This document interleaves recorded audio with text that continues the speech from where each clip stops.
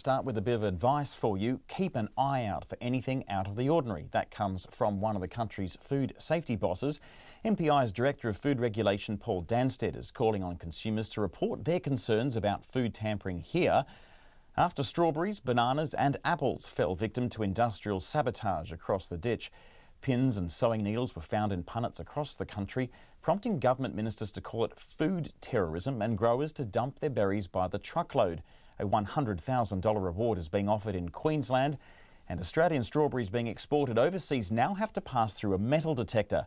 I asked Paul Dansted what's to stop similar sabotage happening here in New Zealand. What we're talking about here is a criminal threat.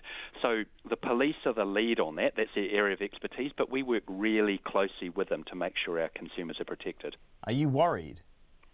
No, we're not worried. We do get threats from time to time from criminal elements in New Zealand. We're well practiced dealing with the police, etc., and our big retailers are able to pull product off the market in very short notice. And what we do is that the police will chase down and find these criminals, and they are severely punished.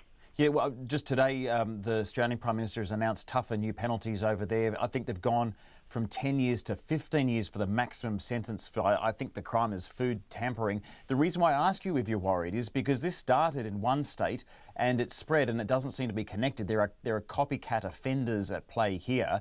How much would it take for someone in New Zealand to do the same thing?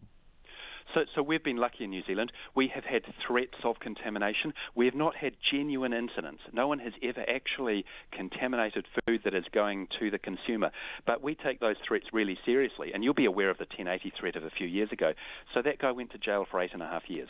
That was the tampering, or I think it was just the threat of tampering with baby formula. Is that right? Yes, that's right. So a few years ago, there was a guy who threatened to put 1080 in infant formula, and he did send some contaminated samples through. So that was a massive operation led by the police, but MPI was actively involved in that. And that it never actually eventuated. The infant formula was never actually contaminated, but that guy was found, and he was sent to prison for 8.5 years. Okay, what sort of precautions do you take with this as it affects food, and it could take any type? I mean, in Australia there's pins, there's needles, there was some sort of metal implement found in a banana.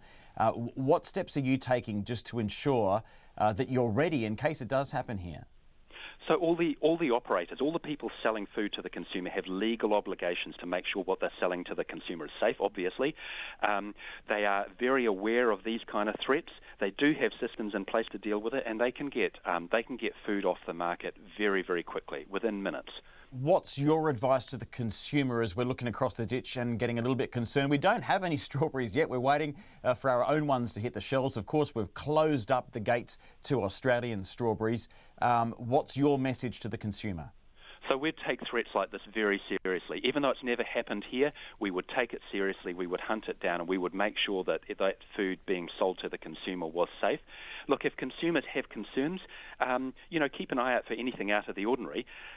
Do talk to your retailer if you're concerned, or if you're not getting satisfaction there. Call us on our 0800 number. Paul Dansted from MPI.